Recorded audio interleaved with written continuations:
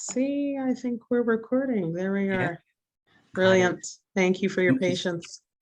So hello and good evening, everyone. Thank you so much, not only for your patience, but for taking the time out to join us this evening. Really appreciate you all listening in, and for those that are taking in the recording after, thank you for taking the time to listen to us. So this evening, we have a treat for you all in terms of a conversation with some individuals, some experts, some folks that I look to in terms of the work that they're doing out in the field. We'll try to jump right in. The topic of the conversation is Journey to Purpose through real estate. And I am going to, just before I get started, just lay a few ground rules down for the conversation. Do want to let you know we're going to mute everyone throughout. There is going to be an opportunity for folks to share questions. So save those questions as you're hearing the panelists kind of discuss their thoughts. We are going to have the recording available for folks after this session, just because we feel that it's important for this information to go out to community. Again, keep yourself muted. If for some reason someone does something out of the norm, we might be forced to remove you from the conversation, but this is a great conversation that we have planned for you this evening. So I do hope that everyone is tapped in and ready to share and take part in this information. So today, this evening, we have for you on the panel for this Journey to Purpose conversation, Camille Robotham. And Camille is a licensed mortgage agent with over 20 years in the industry experience. She's an author, course creator of the Mortgage Agent's Guide to Underwriting, a program designed to assist mortgage agents with underwriting their deals. She is dedicated to providing optimal mortgage experience to her clients through education, solutions, and services. She's also committed to offering mortgage agents, specifically those who are recently licensed, to education, support, and training required to be successful contributors in the industry. Her passion to educate has led her to provide workshops, webinars, as well as coaching and training sessions to several brokerages and their staff. She's a host of a weekly Leading Lenders webinar series that highlights various mortgage lenders within the industry to discuss products, services, and underwriting strategies. Camille, would you mind just sharing, waving to everyone for us, please, and thank you. Awesome. Next, we have Michelle Long Francis. And Michelle is a Woman of Influence 3 years nominee and a top 100 Black Women to Watch 2020 award winner. Ms. Francis was recently featured in a Realtor's Care for her volunteerism as the founder of the Henry Alexander House, a social enterprise focused on leadership development, financial literacy, and entrepreneurship, and which signature program is Leon Youth in Trades, which just launched its newest program called The Wall, which features local artists' talents on a donated business wall. Michelle is the first Black facilitator within the new real estate program at Humber College and a member of the industry's arbitration and professional standards roster. Michelle, thank you so much for joining us. Do you mind just waving for folks so that they can see? Okay, awesome. And Stephanie Lowe. Stephanie Lowe works within, has a background in health, fitness, and rehabilitation. Stephanie knew her holistic approach to buying and selling homes would set her apart. To her, selling homes is about helping people to reach their goals in a holistic fashion. It is not just about buying or selling or investing. It's about creating generational wealth, creating freedom, success, education, and empowering our clients to use their real estate as a wealth building vehicle. We're going to talk a little bit more about that. Within her passion for people and a true love and knack for marketing and social media. She has become an award-winning realtor and industry leader.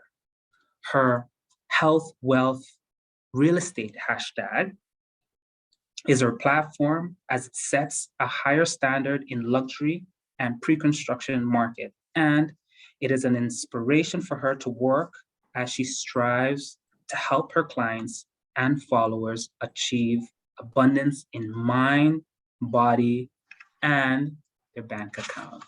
So welcome, welcome, welcome. Stephanie, Michelle, and Camille, really appreciate you all. And just for a quick bit of context, my name is Kwesi Johnson. I wear a few hats, but I'm also a real estate agent here at Royal LePage Signature. My goal, I believe in life, is to not only support my family, but to give back to community in as meaningful a way as possible. And one of those ways I've come to understand is these webinars. So collecting voices of experts like we have here on the panel is just really a part of what I'm gonna try to give and continue to give to community. So we're gonna have some sessions in terms of an agenda. We have a starting session that's gonna have our experts speak for a few minutes each.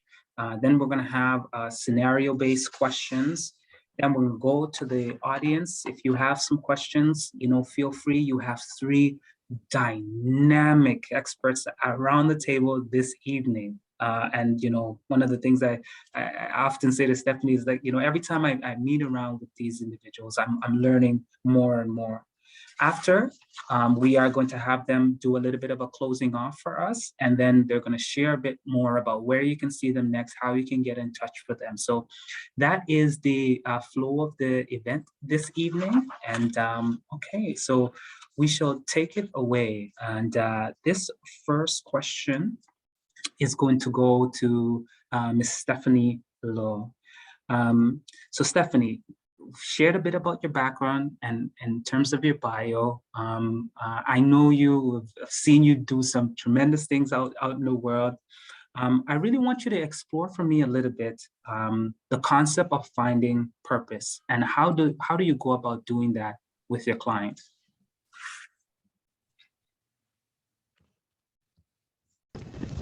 Thank you. I really think that having vision is the most important thing. So when we talk about having purpose, it's the reason why we're doing something. And as you highlighted, my background is in like health and rehabilitation. And when I'm first meeting with someone, I'm always like, what is your why? What is the reason that you want to pursue this? And I think it flows through any aspect of your life. If you're not strongly committed to the purpose or the vision or your why for going out and seeking something, then when you face some of the challenges, which we all will face, you'll get easily diverted off your track. So oftentimes when I'm even starting any type of presentation or seminar, I really like I try to engage people and find out, what is your end goal? What do you want to get out of this? What do you want your future to really look like? How can real estate, be that wealth building vehicle, be that tool to help you to be successful? Because again, that end goal, that vision, that purpose that you have is what's going to help us to make sure that the steps that we're taking are leading you in the right place. If you, again, are unclear about your purpose, and there is so many opportunities in real estate and in life and things that can come up, and you'll be very easily distracted if you're not clear on your purpose, if you're not clear on your vision, if you're not clear on your why, and you kind of end up in something like this instead of nothing is perfectly linear, but that's really what I would say is one of the most important things. And it's really just having a conversation and trying to flesh it out a little bit. you might think, you want to buy a property, let's say, just because you're, that's sort of the societal norm that we see. But, if we attach that to what does buying that property really mean for you?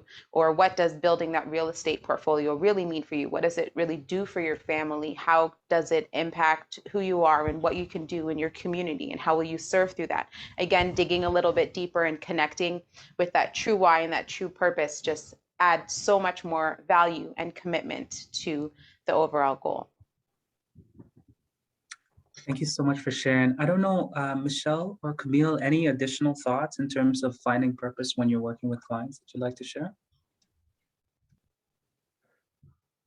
Just to, piggyback off of what Stephanie was saying, it's a matter of finding their why. So when initially you're meeting with the client, they have their goals, or they have their idea of what it is that they want, until they start to sometimes talk about it. And to be honest with you, vision is very, very important, right? Or else you're just, as she said, going around on a hamster wheel, right?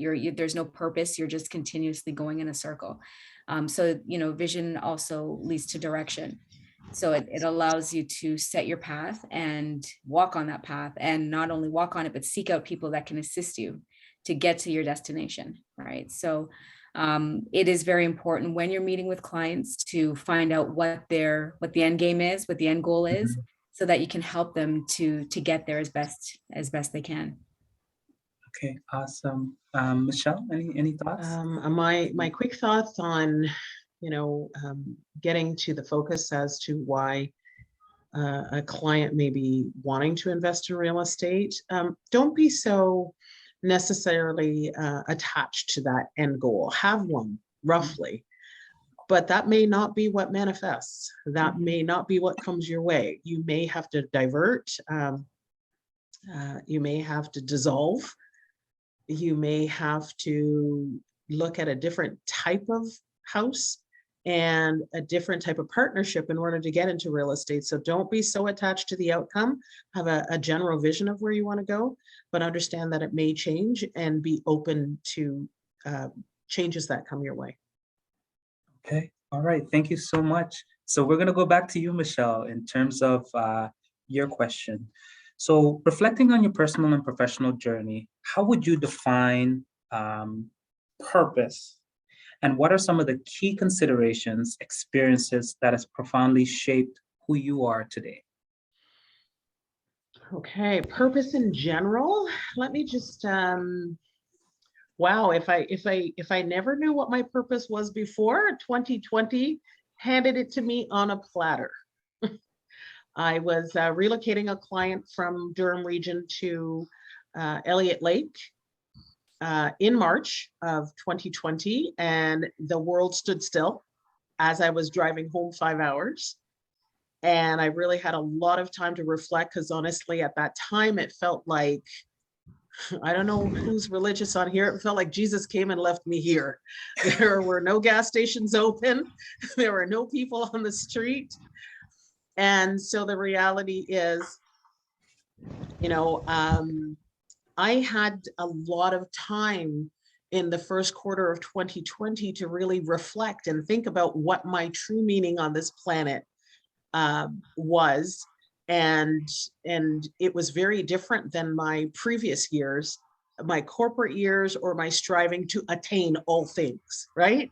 So now I had to think very strategically, what's more important for me, having a shelter over my family's head, and not necessarily having the perfect shelter, a mansion, or having multiple properties. It was a moment to just think, one shelter at this time is good enough.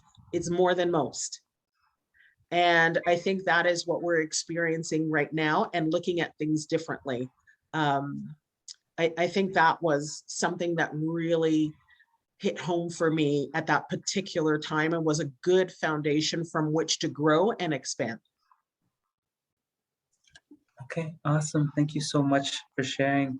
I don't know, Stephanie or Camille, any thoughts with regards to kind of, what are some of the key considerations that have kind of shaped who you are today?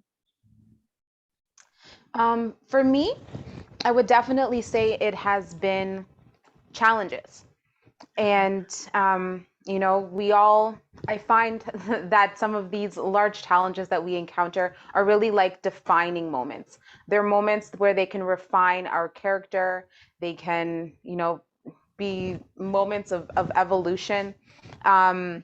Or I find sometimes people face the challenges and it again, I guess it's a shift, or it's a fallback, or you know, you get lost for some period of time. So for me, I found that it's important to me to be resourceful and to use those challenges, which you know, not to speak down on anybody, but could really get someone stuck. I decide to turn those really hard times and challenges as a, you know, as they say, what is that thing called? You pull it back, slingshot. The challenge pulls you back and then really transforms and shoots you forward. So it's been those moments in my life when I feel I've got to my lowest point. I say, how can I use this energy? How can I use this situation to shift? And to be honest, it was one of those moments that really actually got me into real estate and really changed my path and taught me so much. And it really, you know, redirected a lot of aspects of my life in a very beautiful way. So that's for me. For me, I would say it's been those really tough moments where I'm like, you know, what are we gonna do here? You know? Yeah. Okay, all right, thank you for sharing those thoughts. So Camille, would you like me to go through your question on that? Yeah, go ahead. Okay, all right, just didn't know if you wanted to kind of jump in there. So in your professional experience, what would you describe as the most limiting set of behaviors and beliefs that holds individuals back from attaining, you know, what they define as prosperity? Their mindset, you know, for me, it's, you know, and I regard education very highly. Obviously, as you can see, I educate my clients, whether, you know, they're more my mortgage clients or whether they're mortgage agents that have come to me to learn, you know, the underwriting process. But education is key. And a lot of people, especially a lot of clients, you know, they come in with very limited knowledge of the industry. They come in with limited knowledge of their options, the solutions available to them as well, right? So I've worked with agents as well that, realtors as well, that, you know, their primary focus is to get the client into the house and hoping to get them, you know, with a bank.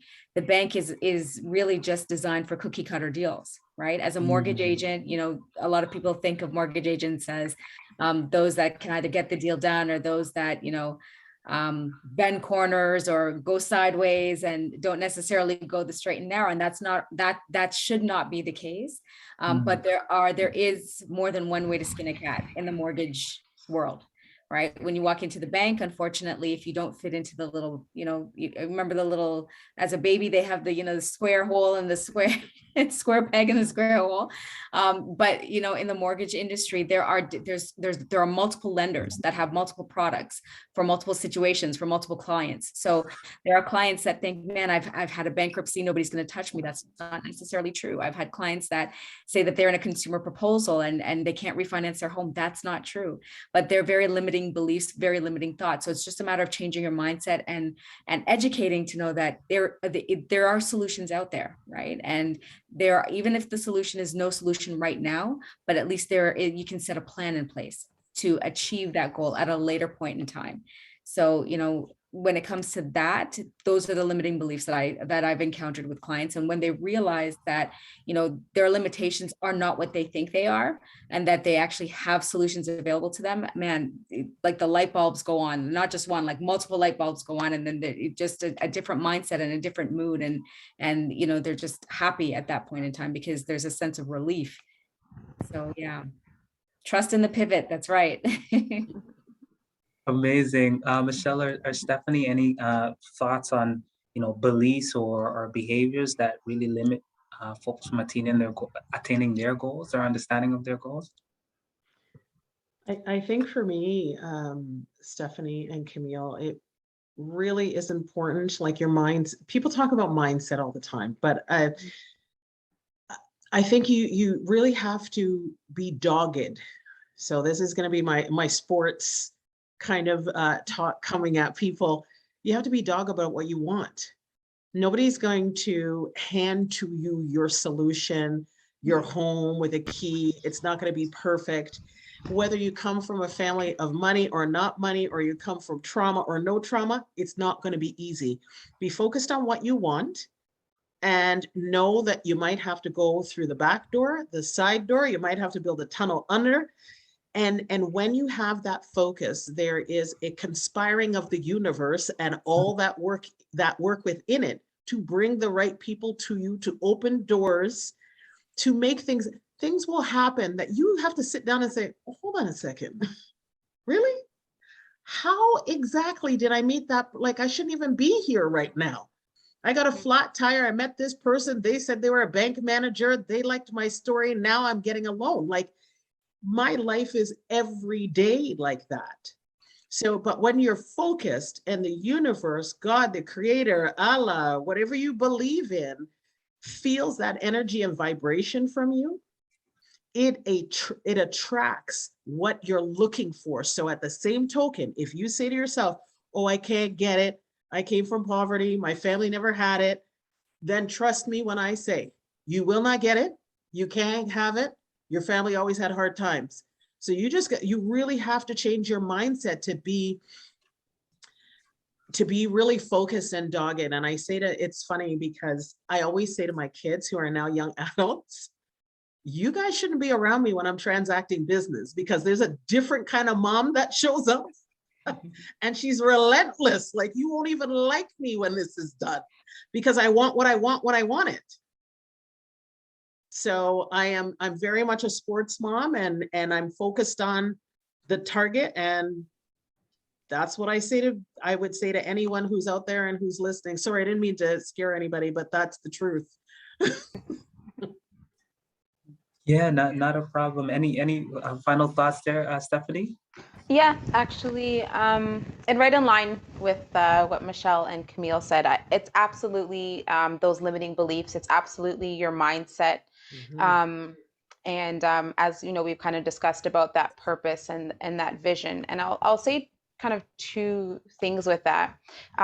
One is instead of, again, using that can't when things come up, if someone tells you a no, it's like changing and shifting to how. And it's the idea of aligning that energy and your purpose and your mindset with the vision that you're trying to accomplish. If it is getting a house, understand that it may take 3 steps and 5 years to get into that house. You may have to partner with people. You may have to look at alternative forms of financing. You may have to look at buying outside. We'll talk about all this stuff later, I'm sure. Buying outside of the city and transitioning.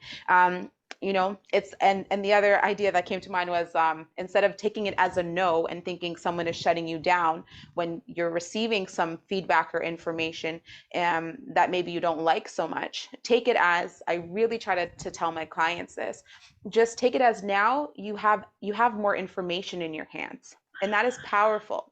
Now you know the position that you're in. And so therefore you know what steps, what options you have, and what are the next steps that we need to take to get you to that vision.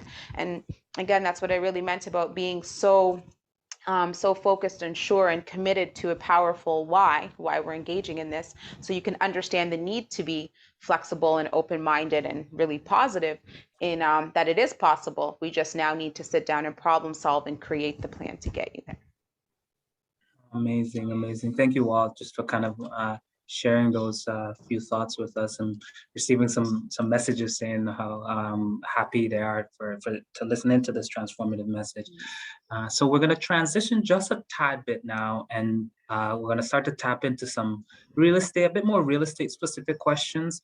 And for this section, I really want folks to remember, this is not advice that you're receiving from these individuals. They're sharing some professional opinions, but if you would like for them to represent you, you get in touch, have the conversation, post this conversation with them in order to kind of share your thoughts in terms of what it is that you're trying to do. So these are just some questions that I've pitched to them. They're going to respond in a way that kind of best fits with their understanding at this particular moment. Not speaking specifically to you, the comments kind of get very close to your situation. So we're going to jump into these case scenarios right now. And the first case scenario is going to go to Camille. So Camille, there is a single, mature woman that's living in Toronto, housing. She's interested in buying a home one day. She has access currently right now to a very modest down payment of about, let's say, $30,000. Now, mind you, for folks that are at Toronto Housing, like, we'll star wipe the fact that she has $30,000 somewhere. But she has around a 700 plus credit, and works for about $35,000 a year. Has family members that's willing to potentially come in with her to purchase a home, but the other family members kind of don't have such good credit. So Camille, hearing some of these variables, Yes. what would you say would be some of the things that this particular individual should be considering? Well, how mature is this lady? Pardon me? How mature is she? Oh, When you say let's. mature, how mature is she? You know what? That's a great question, and please let the folks know why you're asking that question. But she is roughly, let's say 48. 48. Okay, so Okay. one of the reasons that I'm asking, how mature is she, and how young she is because I want to know how close she is to retirement as well. Okay. I want to know what her plans for retirement and what her time horizon is. Yeah. So what is her retirement plans? Does she have any? How close is she to retirement? Is she working in a job that will provide her with retirement benefits? So those are the things that I want to know as well. Also, in addition to that, I understand that, she has individuals so let's be clear, 35,000, if that's what she's earning, that's not really going to get her very far. And you can ask the realtors as well. So that's not, in terms of qualification, that's not going to get her very far. And I take the deal as, from a holistic approach. So I need to know not just who can go on title with her, but who will be living in the home with her. Because I don't want to know that I can just get her a mortgage. I want to know that she won't be house poor when she gets into the home. I want to know that when she gets in there, she can afford it. Not that I can just get her a mortgage, right? So is there somebody that will be living it? Does she have, an adult child, or does she have a child that's perhaps working? Does she have a relative that's living with her? Does she have a relative that will be moving with her? All of these variables are things that I would like to know. And in terms of individuals or relatives or friends or whoever that would like to go on title with her that can help her go on the mortgage to qualify for the home, even though they don't have that great credit or as strong a credit as she may have, it's still important to know what their situations are as well. Do they own homes? Do they have, you're saying that their credit isn't the strongest. Why isn't it strong? Have they had credit issues as well? Do they have bruised credit? Have they had judgments, collections? Has Rogers incorrectly, as they do to everybody, put a collection item on their bureau, right? So if I pull a bureau, I'm going to see, Rogers collection item from like 2018. So all of these things I need to know as well. What type of contributory income do they have? Do they have support? So all of those issues, are very important for the application, because not only, do I want to know that this individual will be okay to finance her home and she will be okay when she's in there. I want to just make sure those particular questions that I'm asking are also questions that the lender will ask as well. So I need to know the full story before I even try to submit, the deal to the lender. But again, ultimately my responsibility is to the client to make sure that, yes, I can get her into a home, but I can get her into a home that she can afford. So if something should happen, she can afford it. Awesome. Any other insights there from Michelle or Stephanie that you'd like to share when you think about this scenario?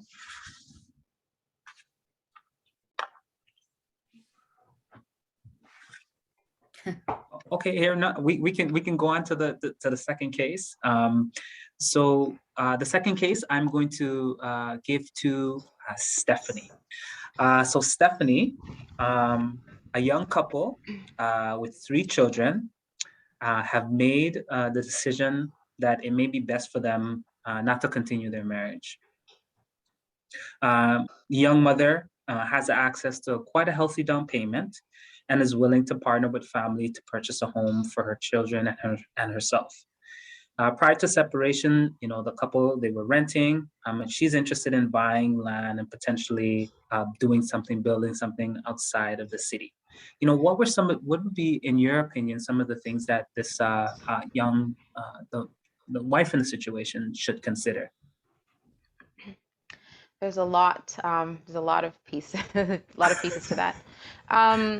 So let's say it's an amicable separation, and she has her down payment and leaves with all of it, and is going to look to purchase a piece of land. So one thing to consider when we're looking at vacant land, because that's what I take away from what you've said there. She'll have to buy it in cash. If there's no property, and Camille, please, step in if I'm wrong. If there's no property, then there's nothing really to finance or to leverage or secure. You got to have your skin in the game, so they call it. So all the vacant land purchases that I've dealt with so far is that it has to be done in cash. So that's the first step. The second step is then understanding the zoning of the land that they're going to purchase. So if she intends to use it as a business, it needs to make sure that it is zoned as such. If not, you have to go through the process of looking into the city and making sure that that vision is possible. If she is looking to put it as a residential home, and I'm not sure what type of business she's doing, so again, you want to check in with the zoning, and then also understand the process. It overall can cost less, like dollars per square footage to build, but it is quite an extensive process. Whether you choose to contract different individuals to build with, whether you hire a builder, there's many permits you have to go through along the way. It's quite a intensive process. So you want to make sure you're well prepared for that as well. You're kind of in this for the long term. Some folks I know who've purchased vacant land as well. Sometimes if you're buying it in a smaller town, because there may be a history of that, if there's lots, families kind of buy up the lots, and if there's been too much land left vacant, sometimes the city will put a stipulation in place that if you buy land, you must complete the dwelling within a particular period of time. So there's all of these things that you really have to consider. When working with a realtor and purchasing vacant land, I'd also suggest that they have some experience in it as well, because you want to make sure there's no limitations on conservation. If it's a protected area that you can't build on, you want to consider if there's any environmental concerns. So are there like fuel tanks or things under the ground that might affect how you're building, or something that's polluted the soil somehow? So it's quite, as I said, it's quite an extensive process. And so just going through a separation and dealing with all that, this can be quite a lot to undertake. So I would just want to make sure that the client fully understands what they're getting into. Many people know me in terms of my pre-construction for working outside of the city, because there can be a lot of other options. So I may just want to chat with the client and say, I understand your vision. It sounds great. What does it look like? Understand these are all the things you're up against. But maybe there may be something else as well, where maybe we're able to find a property that can kind of serve already some of the things that you're looking for, and you can kind of utilize some of the funds you have to transform it into the business and do renovations or whatnot. So it would be a good in-depth conversation that I would have with the client, and also good to know if you mentioned she has some family that may be able to support her in the purchase. When people are purchasing for the purposes of business, then I also suggest putting together some sort of agreement as well going into this, so everybody really understands their ownership, their responsibility, their profit, their expenses going into a project like this. I so appreciate that. I know there's a lot more to unpack, but there's an extraordinary kind of like a sharing of kind of some of the insights and some of the things to consider. one of the mentees, a young person that's kind of mentoring others, he has a question in the chat, but we'll hold off for that, and we'll come back to that for sure in the question and answer period. Michelle or Camille, any quick insights? Camille, any kind of like mortgage dollar amount, particular insights that you want to share with us in terms of purchasing land? Just to note quickly on to what Stephanie was saying, there are some lenders that will lend on the land alone for construction purposes as well, but there are some lenders that will lend on the land, private lenders mainly. So your interest rate is not going to be 2%, right? So just keep in mind that if that's the route that you want to go, everything that she just said, absolutely. Everything that Michelle typed, absolutely.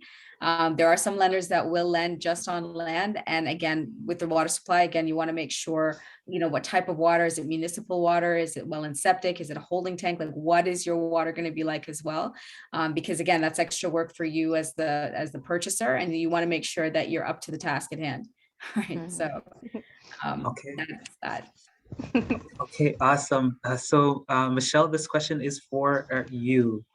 A young couple who are new immigrants landed to the country, they're interested in establishing themselves. They're very progressive, finding roles that kind of match their skills. And within 4 months, they were even successful in securing employment and getting their own apartment. Owning a home is something very important to them in the future. What are some of the key considerations that you would, share with this couple around this kind of new journey that they're on? So the journey of a newcomer is very real, and the securing of employment is an amazing first task. So we've seen some legislation come down about, releasing some of the requirements for Canadian experience, and I think that's a fantastic thing.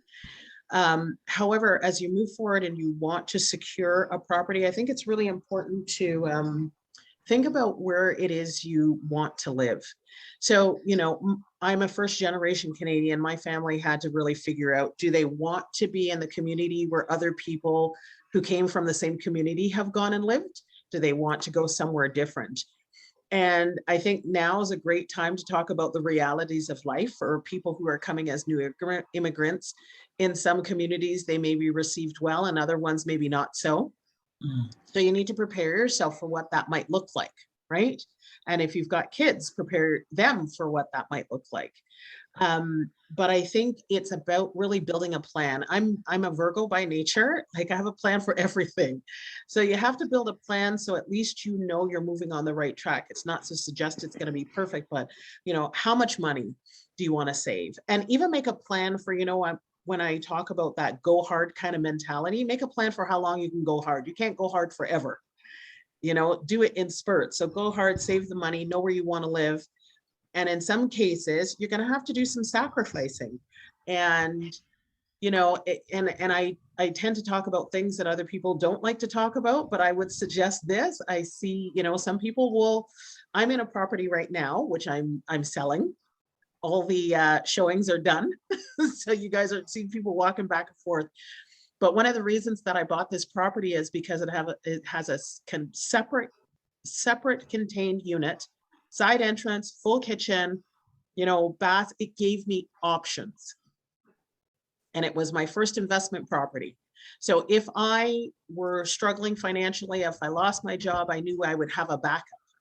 So when you're going out to look and you're not so stable, think about, okay, what if I did lose my job? What if the world stood still?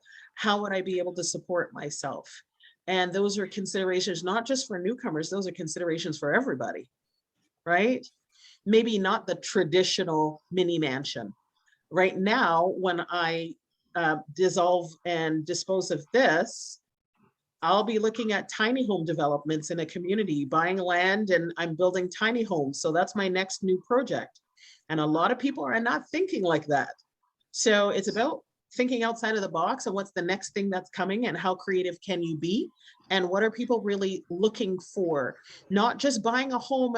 Don't look at a home just as a place to live in. Look at a home that's going to enrich your life. Sometimes it's going to be the way that you can live in a certain lifestyle. Sometimes it's like that horse, sorry, not horse, it's a cow that you can keep milking.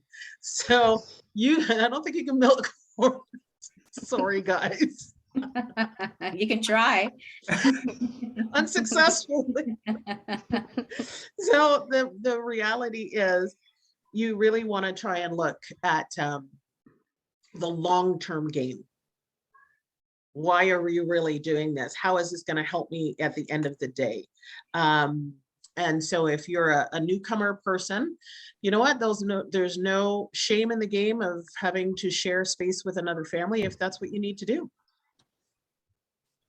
Amazing, thank you. Stephanie or Camille, any additional insights for newcomer families or, you know, young couples hustling as newcomers? You know, the bank of CMHC and the insurers have really great programs for newcomers as well, which, you know, allows them to be able to put down only 5%. You know, foreign buyers is a different story. They have to put down 35%, but if you're newcomers, you know, to Canada, you only have to put down 5%. You know, you don't have to show that you don't need the 2-year history of, you know, when you're doing a credit history, you don't need the 2-year credit history as long as you have, like you can show even, I don't know, utility bill payments. Like if you've got rent payments, you can use that as for your credit history, utility bill payment. So there's different options and different alternatives that you can use. You don't have to go the traditional way. And so, you know, CMHC and the insurers have made it very flexible for those that are new to the country and are looking to purchase a home. Again, those that are in a job, they just have to be, you know, gainfully employed naturally. But they just have to make sure that they have a full-time job and that they're not on probation. And that's what we can use to qualify a newcomer as well. So there are some, you know, great advantages. And naturally they have to have their permanent residence or their visas as well. So yeah, it can be very beneficial. And there are some very, you know, the government has put in place some very good programs for those that are new to the country as well. Okay, awesome. Thank you so much. Stephanie, let me ask you a different question. I'm gonna give you a case. So again, it's a young couple, first-time home buyers, new terminology that we're putting into the mix here. So they're first-time home buyers, they have good credit, they have their pre-approval in hand, roughly around $850,000 pre-approval, have a healthy down payment, good jobs, but they want to live close to an aging father who lives in Ajax. And they've just been outbid, bidding wars right, left, and center. You know, what are some of your thoughts? They're hearing about this impending crash that's coming with the market, so on and so forth. You know, what would you say to them as some of the things that they should be considering? Sure. That seems like, you know, the situation of a lot of buyers in the market today. We just kind of have a low supply, high demand, and it's contributing to a lot of these really high prices, really competitive offer date situations. Pretty much every home, you know, I'll say 98%, I don't want to say 100%, but is being sold in multiple offers. So I would first, before we even start, I would really try to prepare them to understand that this is just the reality of the market that we're facing. You know, there's nothing wrong with kind of just, you know, going through the process now and keep in mind that potentially things may change, you know, things may ease up. The 850 pre-approved amounts, again, I would go through the market with them and make sure that they were realistic in understanding what that looks like. Oftentimes as well in the market right now, the price, like the list price, is actually not quite the market value that they're faced with. So it'll also be a conversation around that piece to really understand what to expect. There's different strategies you can use to strengthen an offer. So again, if maybe they've kind of been going through that, we would look at different opportunities or different areas to look at, really understanding what the seller is looking for and if we might be able to meet that, you know, within our first offer presentation. I have clients who, you know, are always waiting for this crash that is going to happen in the market at some point. And, you know, unfortunately, that's left many people just priced out of the market today. You know, if they would have got in 5 years ago when they could have, or 3 years ago when they could have, you know. So I always just let people kind of know that we're, you know, there are opportunities that are here today. Again, the main contributing factor that I see with the prices today is the low supply and high demand. And unless something really shifts within that area of having more product, then I really don't foresee this major market crash happening anytime right now. So it's just something to keep in mind. If they're really set on being patient and pushing through, then most likely we can find something for them. So that's probably the conversation I would have with them. And I would hate to see them miss out on an opportunity, as I've seen others just waiting for something that right now I don't foresee happening based on the market. Okay, awesome. Thank you for sharing. Michelle or Camille, any other quick insights before we move on to the next question? No, I think with Stephanie, she really covered it. People, you know, everybody's going to say something bad is going to happen at some point, right? Mm-hmm. And it depends on what your bad is. Because even though I talked about the pandemic, a lot of amazing things happened for me in the last 2 years. Mm-hmm. Yes, there were some scary things, and that's true. And I could have been swallowed up by media and frozen in place. But I chose to understand that, okay, this is where your faith kicks in, and you have to have faith that you'll be okay and still move on with life. And the moving on with life for me allowed me to have, you know, double awards a couple of months ago and huge opportunities. And people are asking me, how are you doing all this? And I said, well, everybody's going to die at some point. Mine is just not today because I'm doing things. So COVID has to come and catch me. You know what I mean? Not to be flippant about it. I'm just saying you have to still live while you're living. And so this is Canada. I don't know what the degree is outside, but it is not -5. It is something else out there. You need to have somewhere to live, whether you're renting or you're owning. And for people of color in particular, I think there's a majority of Black people on this call. We need to be in a place of ownership and potentially ownership that can house other people.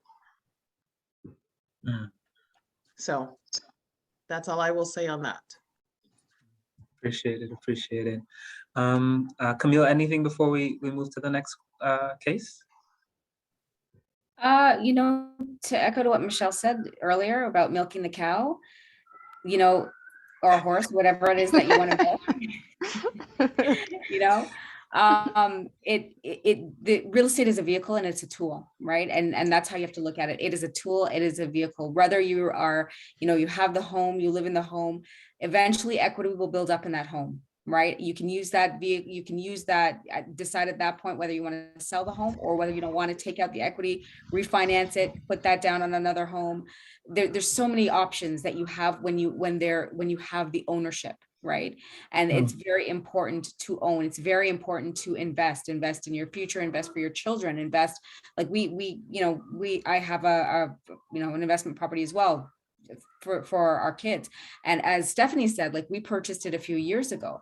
And I know people that have been waiting for years for the market to cool down. And they have waited themselves out of being able to now afford a home just because they're waiting for the market to cool and they're waiting for something that, hasn't, happened yet. I have a friend that came to Canada. She was new to Canada about 5 years ago. And her family at the time said to her, she migrated here and her family said to her, why are you buying a house now? You should wait for the market to cool. My goodness. Had she done that, she would not be able to afford the home that she's living in today. She purchased the home for, I think, maybe 500 or so. The home is doubled in value. So there's no way she would have been able to purchase that home today. So that was the best decision and that was 5 years ago, right? That was the best decision she could have ever made, even though everybody else was telling her not to do it. And so again, my advice to you is not to listen to, everyone else around you. Stick with the vision, stick with, what your purpose is. If you know you have a purpose to put aside wealth for your children, you want to build wealth for your children, the best way to do that is in real estate. Invest in the real estate. If you have that opportunity available to you, if you have the means and the resources to do it, then absolutely do it. Really appreciate that. My family came up to Canada, I think, 94, 95. And my mom she always tells me the story that there was a lady that she knows that was saying back in 95, 96 that real estate was too expensive at that time. So today she's still saying the same thing in terms of real estate being too expensive to kind of invest in. So moving on, running quite efficiently. We're going to come back. Can I just touch on one point? I just have a very, very important example to share with people. My mother's neighbor, when the market was very, very hot, she's a mature lady as well. And she decided to take advantage of the market. And so she sold her home, semi-detached home in Mississauga, for over $1 million. She sold the home for over $1 million, got the funds. So she sold the home. There was a mortgage on the home, right? So it wasn't free and clear. She sold the home, paid off the mortgage, got the money because she sold it for over $1 million. And then when she turned around and was looking for a new place to go, she couldn't afford anywhere. And I'll give you one guess as to what she's doing now. Renting. She's renting where? In Mississauga. She is renting the home that she sold.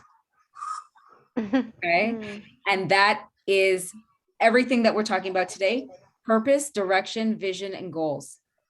She didn't know what she was doing. She had no vision. She had no direction. So she just decided, I'm going to sell the home. I'm going to sell it because I'm going to take advantage of the hot market. She didn't purchase a place before she did that. She didn't go to a mortgage broker to see, how or where she could be living or what she could afford. And they're retired. And this is the thing. She just saw dollar signs. So she just saw, I'm going to sell the home. And it's a true story. It's my mother's neighbor. And she's now renting and paying. And we all know rent. Like I, to be honest with you, really, I had a reality check. Rent is insane. And I'm renting my place, and I rent is nuts, right? So, my friend is renting a home right now. She's moving, and the landlords are renting that same home. It's in Woodbridge, granted, yes, but they're renting it for $5,000 a month. Rent for $5,000 a month. And I was stunned because I don't understand. I don't know who can afford that. Camille, can I add something to that? Yeah, absolutely. I had to send my two, okay, so my kids are 22 months apart, right? Uh-huh. I consider that practically twins. Yes. I sent them away to university 6 hours away. And it's different when you've been a landlord for 20 some odd years and an investor to now having to pay someone rent. It's like, it almost could kill you, right? Yes. So I'm going to now look at places to afford to send them. And I've come to understand the university is renting rooms by the bed. No, what? $700 on the low end to $1,000 by the bed. For bed. Not by the room. By the bed. Merciful Father. And okay. so therefore, right, as a parent with two kids, food, university, a bed, even the room, a bed. They're going to have to small up themselves and catch on one bed. Right. And I've got to say to myself, okay, does this make sense? Let me sit down and crunch the numbers. This doesn't make any sense. Yeah. Let me go and invest, take equity out of what I have. Remember, we talked about this being a tool. I am milking the cow, the horse, the sheep, because these kids are expensive. And I'm going to take equity out to finance where my kids need to be because I cannot stomach. Like, I'm a landlord. You know what it's like to pay another landlord for your kids to live in their house? It is degrading. So I said to myself, no, we got to take some equity out of the property. We got to buy something. And to the point is, even when I'm selling this house right now, my kids are acting like they don't want to learn. You know what I sent to them? A 5-page document. The 2 houses that sold most recently, what our house was purchased for, all the people who have showed up to buy the house, and I ask them, what do you think the house will sell for? Because in their minds, they want to get, you know, I want to get a new car, I want to get a whatever. Well, that's nice to say you want all these things, but do the math, understand the process. So when I ask you to come and clean the house, when I ask you to come and put a nail in something, you understand that nail is a part of your future. And I'm not going to wait until you die to get some money to enjoy, to understand the benefit of having something that's your own. I want you to get hooked on the flavor of that while I'm alive. So you can say, okay, mom, that, you know, it was nice, we were able to do this and that. Let me go get a property and let me take care of it. So as I experience it, they experience. If I lose, they understand that I've lost. There's no shame in the game. I'm a human being. Sometimes I lose. But most times I win, because even when I lose, I'm like, how do I get back in the game? How do I get back and fight? Exactly. Exactly. Amazing. Sorry to take you off track. No. Stephanie, any thoughts you wanted to add there, or? Yeah, when she started saying $700 a bed, I was like, well, where, what city? Let me know. Let me write this down.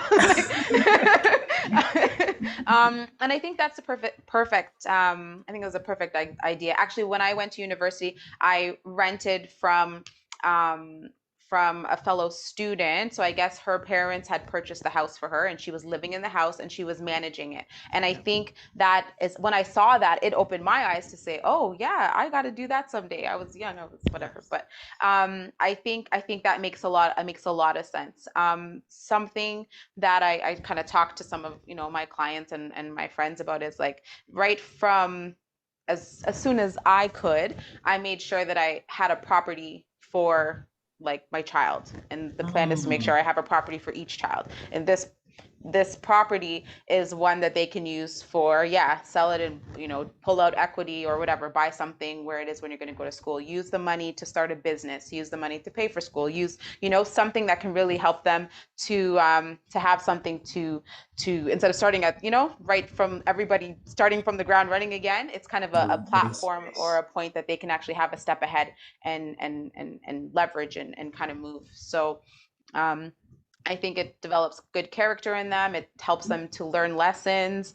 And just as Michelle said, you know, sometimes you win, sometimes you lose. If I give them the property to manage and something goes wrong, at least they had that learning opportunity and they understand and they're not going to make those mistakes again. And, you know, I can step in and rectify it. But I think it's just a really, really good idea to keep a really open mind with real estate and pay attention to trends and be willing to take risks and be willing to fall. But the important thing is to continue to stay educated and connected so that you have people and resources around you to support you and help you to, you know, do things successfully. A lot of times just making sure you're planning properly and understanding what you're about to step into can save you a lot of trouble. And I'll say one more thing. I don't want to go off track too much, but I know sometimes people have they hear a lot of, let's say, horror stories or so about being a landlord. You hear that a lot, and I hear that a lot when talking to clients and telling them about the investment property. And maybe particularly with renting to students or something. I know that fear is there. But again, if you're putting in the work and understanding how to screen a tenant and understanding how to manage the property, or understand that's not your strong point, so you need to hire a property management company, whatever that is. You know, you don't have to get frozen or halted by fear. You just want to make sure you have access to that education and resources that you need to be successful. Amazing. So thank you so much for that unpacking and popcorning of ideas. We have two more of these cases, then we're going to move and transition into the audience. We do have some commentary happening here. Can I add something very quickly to Stephanie's point? And I agree. When you decide to become a landlord, be invested and actively work with your properties, please. Okay, that's half of the battle right there. And screening, you never know. Like, I mean, I've had a girl bring in a guy, leave the guy here for me to deal with. You know what I mean? It happens. But also, I always say to people, understand the law that manages what you're invested in. So you know how to navigate, because people will try and trip you up in that as a landlord, and that's how you get into hot water, because you've done something that you shouldn't do. I'm not saying if you're perfect, no one will ever do anything to you. They will try, but you have to remember it is a business, and that's I will say that about that. Amazing, amazing. So we're going to transition. Michelle, you have the next question. Single mature woman who owns a home in North York, so city of Toronto, that she has purchased relatively newly built, finished basement, separate entrance, excellent credit, has around $800,000 worth of equity in her home, and has prepared well for retirement. When I say mature, she is 64. I was gonna say, is this me? Did you No, write this? But I'm not. so she's on track to retire possibly in the next 2 years, and is considering at the moment downsizing. What are some of the considerations that you would have for her? Sorry, did you say if she's single or not? She is single. She's single. Well, woman after my own heart. Okay. So she's got a property, it's got equity. The worst thing in my mind you can do, and everything I say, please understand, I'm not saying reckless behavior. Do your investigation, do your work, understand where you're putting your money, and please don't let anyone convince you because they sit at the right hand of, you know, the Father, that they can now help you guide to do things. Do not fall into traps. Do your own homework. Now, that being said, having equity to sit in your property and doing nothing is not useful. If the market does shift and that equity just evaporates, we've seen how many recessions that I've lived through, about 3, and then the 4th one, no one wants to admit it's a recession, okay? So the reality is you can lose your equity overnight. Might as well take it out, make it do something for you, leverage it, let it grow, become a lender. Right? Now you start lending your money out to other people. And so she's in North York. I grew up in North York. I went to an art school. Any A.Y. Jackson people in the hood? No? So I know those properties are worth, like, you can't even touch those. So take the money, leverage it, maybe invest, because everyone's looking for a private lender, especially now.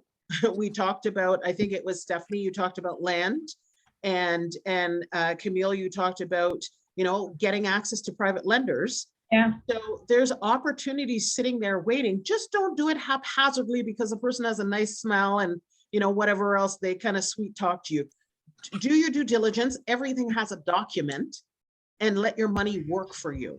Buy, if you've got kids, buy a property, get them started. Don't buy it all for them, because listen, I don't know about you guys, but young adult children, they need to get some calluses on their hands. So just give them enough to get them started. Let them work and sweat for the rest so they can understand the opportunity and how hard it is, and they will take greater pride in what they have. So if I were that woman, which I am not,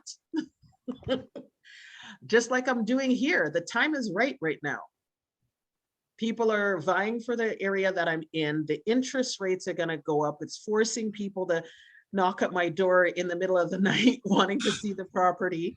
And now I can do something a little bit more creative, and that is going to be needed in the future. So start opening your mind to the possibilities of other things is what I would tell her. And then I'd say, let's go into something together, but let's get a document between us. So a follow-up to that, Michelle. So my parents are from the West Indies, Guyana to be specific. And and this could be culturally similar to other communities. There's this thing about paying off mortgage that is embedded into the DNA of some members in particular communities, especially as they age. You know, and I would love to hear other kind of thoughts about this from our 2 other panelists. But what would you have you said to folks just with regards to this? I need to pay off this mortgage? Okay. I understand where that comes from. Okay. As I said, I'm a first generation Canadian. My family comes from Antigua. I married a Jamaican, if that all makes sense. So his mindset, my partner's mindset is pay off the mortgage. I said, dude, that was something that our parents did because in the Caribbean, you don't have mortgage in most places. You build, you pay it off, you build some more, you pay it off. They are not accustomed to having debt. So they don't like having credit cards even. In this country, you have to have a credit card to establish yourself. It's just use it responsibly, and they all would. So like, where's the problem? But we are a stubborn kind of deep-rooted kind of culture, right? So I think with people, you really need to show them, because no one has. No banks really sat down, talked to us. Half the people in the bank don't know what they're, no offense anyone, they really don't know what they're talking about. So they can't give you what they don't know, right? So sit down with them. And I used to work for IG for a number of years, and then I got out when I went private because I wasn't helping anyone the way that I wanted to. So sit down and explain to them, listen, this is a tool, it's a vehicle. You can use a bit of it to enjoy and have a comfortable life, build a life, because you're working 3 and 4 jobs. That's not even cool. 3 and 4 jobs, this is you giving the government 50% of your income, right? You gotta, everything you do in this country needs to be with strategy. So you need to work the numbers and say, okay, if I make $1 more, I'm giving the government 50%. If I work $1 less, they get 20%. I think I'm working $1 less. So take your house that you have. You could take money out. You can consolidate. If anyone, and I know Camille and Stephanie are going to smile at this, Smith maneuver, you've heard of that? It's not a dance. Maneuver. No, all right. You can dance your way into your new house though. You got to Smith maneuver. You got to just look at your numbers and see how you can consolidate and use it as a leverage, because there's people out there struggling the hard, unnecessary struggle to pay off a mortgage. They have, I remember, sorry, you got me on a tirade. When I started off in insurance, I've had every license known to man. So let's just talk about insurance. And I went to someone's household, a Black family, and the mother and father looked so worn out, like they've been working so hard, they're worn out, and they're talking to me about insurance. And I felt bad for them. I'm like, geez, you guys look like you're like 100 years old. Why are you still working? Then they got all these kids. I can hear the kids running up and down the house, and these are grown, heavy kids. They're pounding on the ground. I said, what are your kids? They said, oh, they're not interested in this. Now, in those days, you could do this, and I would still do it because I have no manners. I said, call everyone down to the table. So all these big men came to the table, and I was very young in those days, okay. And I said, listen, why are these 2 people still working and paying for everything? I said, do you have a job? He said, no. I said, are you of sound mind? Yes. You have a job? No. Are you of sound mind? Yes. And I went around the table and I said, listen, and then my husband's patois, because Antiguan doesn't have any patois. I said, oh, all I want to need a job. Okay. You guys need jobs. What are you sitting down here like your mother and father work until they got nothing left? So we have got to come together as families to fight the good fight, because everybody else is doing it. Except us. Yes. To our demise, and wonder why people don't take us seriously. Yeah. And the thing about the curiousness for me, my family came from the Caribbean. They had land, they had shops and stores, they had businesses. And then, you know, that metal detector when you come through the airport, it zapped all motivation out of them. They come here, they just get a job. I ain't doing nothing else, just gonna have a job. Like, what the hell? Take that fire energy and put it into Canada and get what you need to get, because it's not going to be here for you forever. Let me say this. I'm a 70s baby. My parents came here to have me. You understand? Sorry, you're getting it. This is recorded. The point of the matter is, use this as the opportunity it was presented to be. Nobody brought you here because they loved you. They brought you here because you could work. So don't get it twisted. Work, make your money, and invest. Look at Stephanie's like, oh my God, she's saying it. Yes, I am. I'm saying it. No one brought you here because they loved you. They brought you here to work like everyone else. Because you have 5 babies while domestic people like me have 2. I can only contribute 2 backs to the work, not 8 or 10 or 6. So make sure you really, sorry guys, I'm looking at the chat now. I got lost. That's I was okay. like, Yes, it's okay. It's okay. So I'm just saying, we got to get out of this mentality that the house is there just to be there. Because I'll tell you one thing, let you not pay that property tax and see what happened to the house you own that you're paying off. Let you see what happens to it. You don't own it. So use that little tool and make it work for you. amazing, amazing. So thank you. I wanted to ask if Stephanie or Camille wanted just to talk a little bit about that mentality before I go. I'm not too sure if she's signed off yet, but I just wanted to also thank MP Kayabaga for stepping in and saying hi to folks. I think she's off for the evening. She was in the House of Commons and she was like, Gracie, I wanted to support you in this. So I got to give her a shout out for taking the time to speak with us. So Stephanie or Camille, any quick thoughts with regards to just that mentality around folks wanting to pay off the mortgage?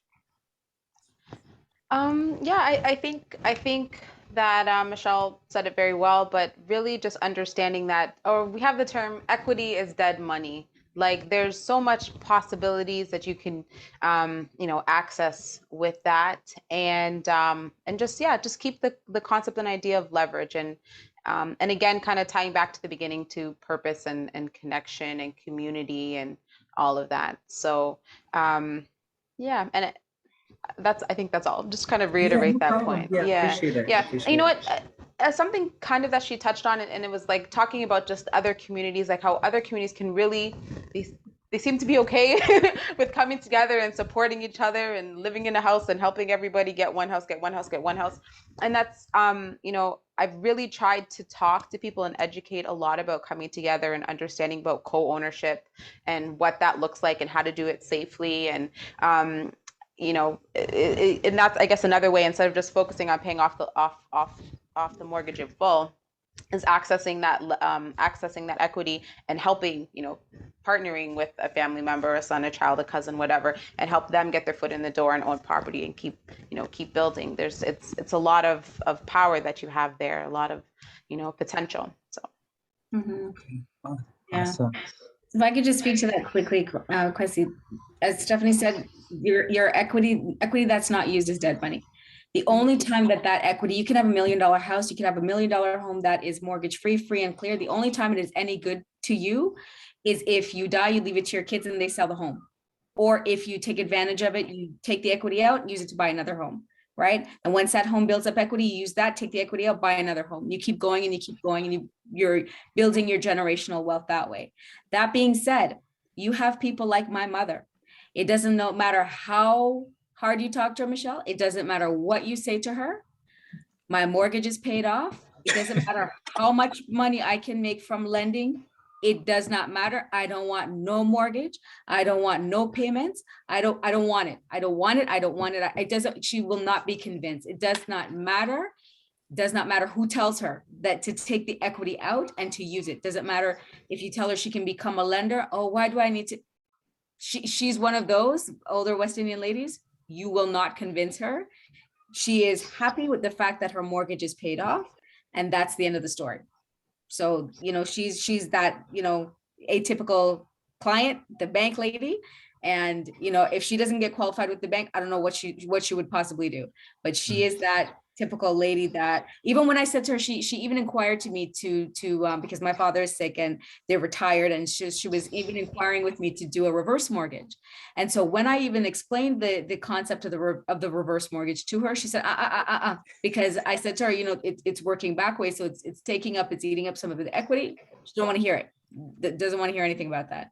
So not everybody, you can't convince everybody, right? It's providing the solution to the person that has their mind open to hearing the solution, right? So those that have ears, let them hear, and exercise wisdom so that they can, you know, do what they need to do to mobilize their children, mobilize their generation, their youth, and leave an inheritance for their kids. That's it.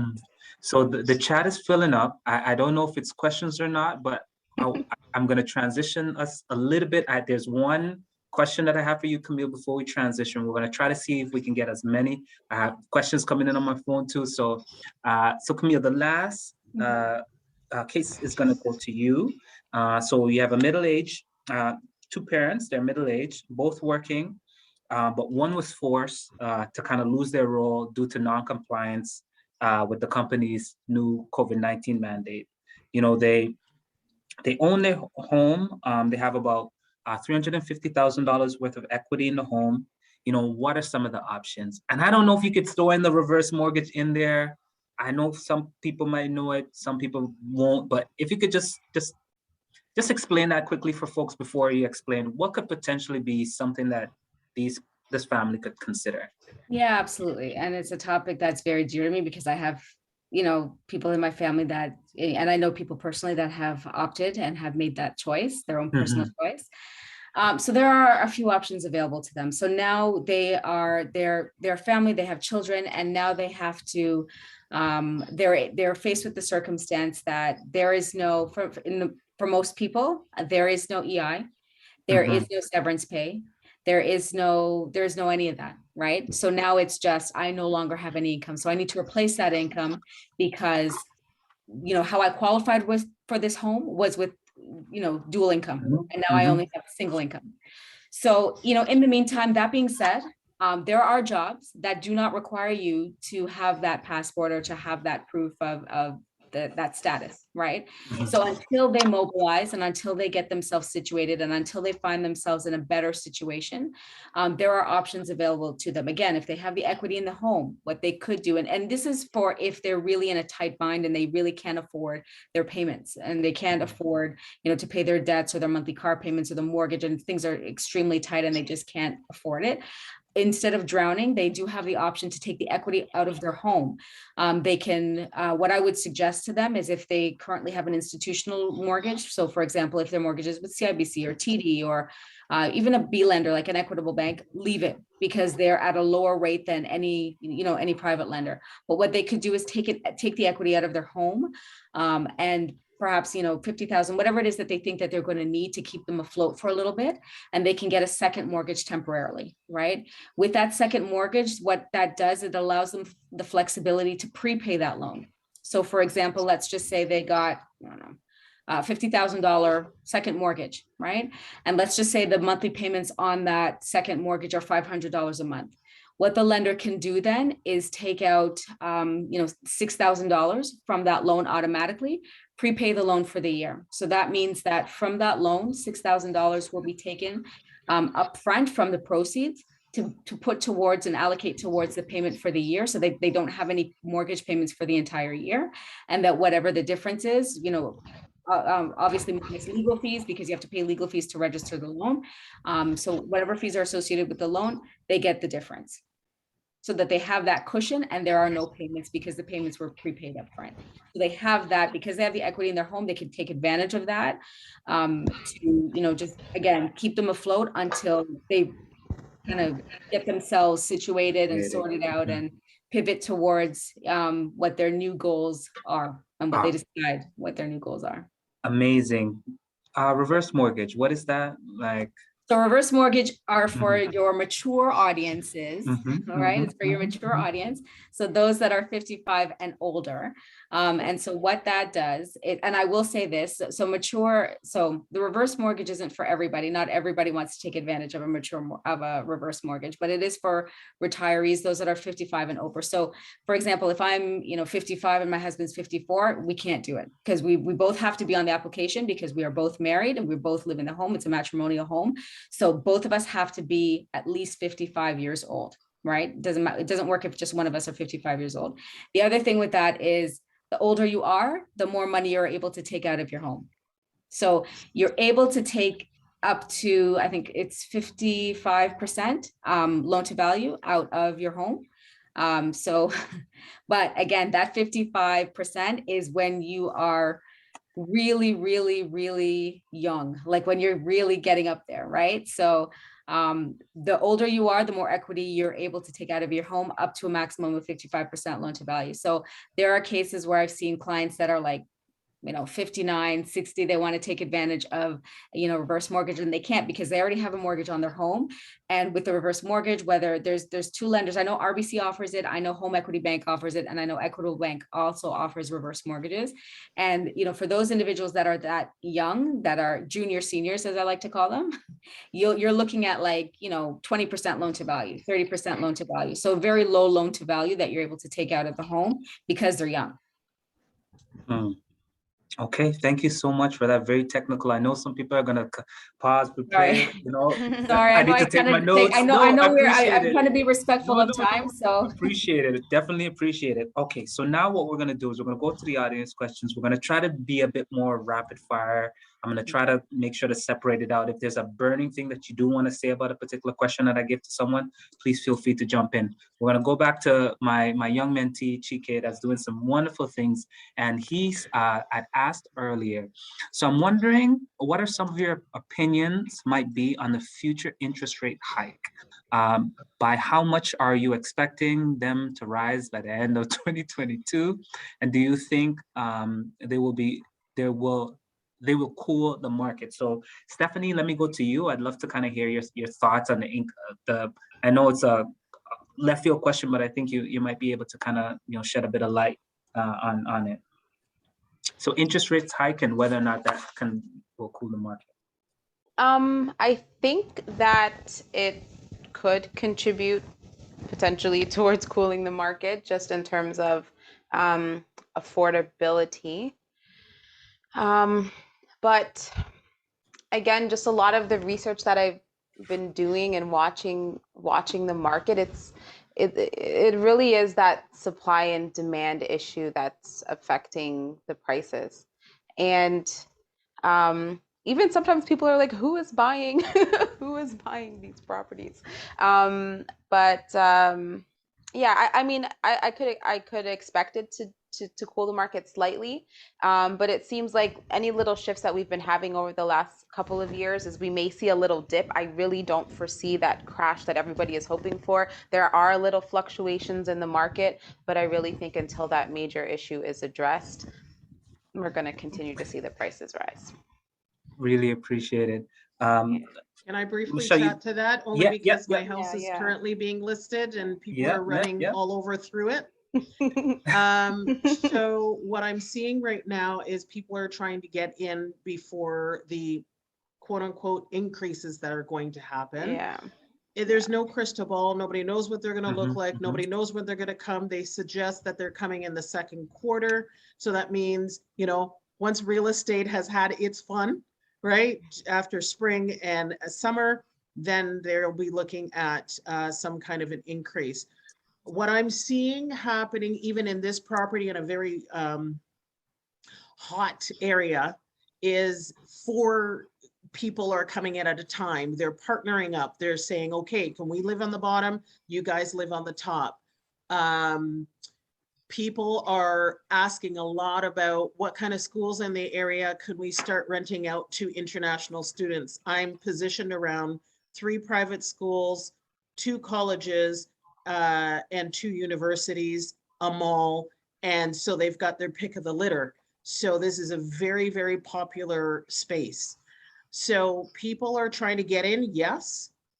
Nobody has a crystal ball to know what it is unless you work for the Bank of Canada, and you might not be around long if that was ever exposed. So nobody knows, but what I'm seeing literally coming through my front door is people are partnering, they're strategizing. Even when they say, oh no, it's just going to be the family, they're like, okay, so where's the other washer and dryer? Where's the door that can like they're asking because they're thinking if things go sideways, we've got another option. Okay, awesome. Now it's moving all over the place. Let's go, Michelle. You can best place for investment properties. Your thoughts on that or considerations? Considerations and best places. I refer to Durham as the last frontier. That's where I am right now, and it's hot. It's very hot. However, at the beginning of the pandemic, I shared with you, I moved a client out of Oshawa to Elliott Lake. That's 6 hours away. She sold her house here. She bought a house for $1 and change. She is paid up for at least 5 years and no stress. And she can work remotely. So people, and you're not living off a well, you're not building fires, you're not going to the washroom outside. All amenities are there. Beautiful community. And that got me, I've always wanted to build tiny homes. So this speaks to, I think it was Stacy and someone else's comment about tiny homes and what people are getting into now. I'm looking at privacy pods. I've already got a supplier in the US, and we're trying to negotiate a plant down here with some other providers. I'm looking at 122 acres of land to build some tiny home communities. And, you know, anything, because when I look at it, first of all, people are not having a lot of kids, if any, and they may not want to even get married. So they don't need a lot of space. And trust me, once you get to the age that I'm at, you don't want to clean anything. You don't want to be walking up and down stairs. What do you need? So the options are there for you if you're willing to go out. Yes, some people I've been hearing over the last 2 years, well, I'm concerned about racism in different communities. Let me tell you something. There will be racism forevermore because there always was. Sometimes it's in your community, sometimes it's outside of your community. You cannot let that sort of thing stop you. You can't. People are just doing what they're doing based on their fear of not knowing who you are. In some cases, what is it? The 60-20-20? 60% is already converted. 20% forget about them. You can never convert them. 20% is on the fence. Work with what you got. Okay, awesome. Thank you so much. Oh, and for I'm that. sorry, Stacy, tax liens. Should I address it now or later? Well, wait for a little bit. Camille, I'm coming back to you. Oh, can I say something about the yeah, investment? go for sure. Yeah, Small, of course. quick thing. There's been certain areas and pockets that I've really been focused on with my investors, but it's been really interesting over the last, even especially the last year, how the prices have shot up so much. So even I live in one of the areas that I was talking about, 4 or 5 years ago, and the house prices in most cases have like almost doubled pretty much. So but the thing is that there are still opportunities for investing, and it's kind of more of what did I call it? I'm like, look for ideas on like what makes up like a boom town. So if there's going to be a booming tech industry, there's going to be like a Toyota plant, for example, was going into an area in Bowmanville where we did a lot of investing. If the GO train station or LRT or certain things are being established in terms of like transportation, city planning. So you want to look to some of these trends that are going to cause down the road a boom. Like, I find a lot of people just try to look now and follow what everywhere is going, but you really need to have insight into what's happening, what trends might be coming. If you're really understanding, you really got to keep your foot to the ground. And I will say, even in watching that, because in my pre-construction realm, I'm actually on a project in Calgary, which is really interesting. You don't have to pay land transfer tax there. The tax rate is less. The prices are less. We're seeing booming tech industry and stuff happening there. So again, it's just really paying attention to the trends and the patterns. That's the word I was looking for. The trends and the patterns that will help to facilitate a boom down the road in terms of investing. So I just wanted to kind of add that on. I so appreciate that. And I'll give a shout out to my brother from another mother, Jerome Morgan, who is sitting in his chair in his house out in the West Coast right now. I appreciate you. Okay. And I love family. So, we're giving you the props that you deserve out there. So I have a quick question, Camille. I can give this one to you.